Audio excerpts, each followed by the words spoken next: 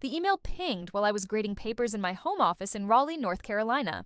My husband of 18 years, Greg, had sent it from his work account. Emily, I'm done. Found my soulmate, Tara. We're moving to Austin. Cleared out our retirement fund. Sorry, sucker. My fingers hovered over the keyboard, but I didn't cry or panic. I typed back, have fun, and hit send. Greg thought he'd gutted me, but at 42, I'd learned to trust my instincts.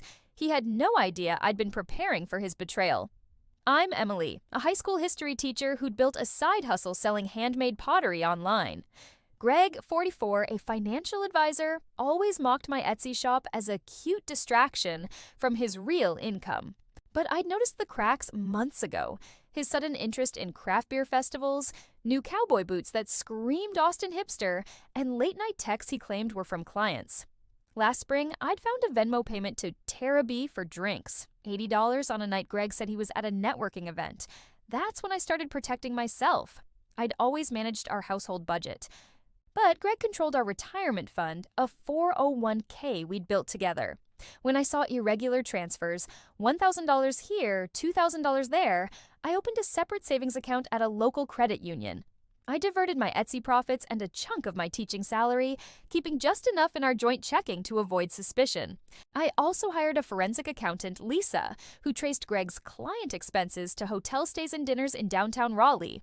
Tara, a 28-year-old yoga instructor, was his soulmate, according to Lisa's report, complete with photos of them at a rooftop bar. Greg's email wasn't a shock. It was the final piece of his sloppy puzzle. I called Lisa that evening. He's made his move, I said. What's next? She was ready. The divorce papers are drafted. I've got evidence of his financial misconduct. Serve him in Austin? I smiled. Let him settle in first. Greg's next email arrived as I packed pottery orders. Don't bother fighting this. Tara gets me. You'll get the house, but I'm taking my share of your little clay hobby. My pottery business, which grossed $60,000 last year, was in my name only. Greg had no clue.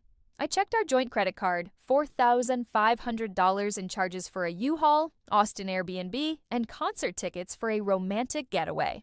I called the card company. This is Emily Larson. I need to report fraudulent charges and remove my husband as an authorized user. I sent them Greg's email where he bragged about draining our 401k. The agent, a woman named Maria, canceled the charges within an hour.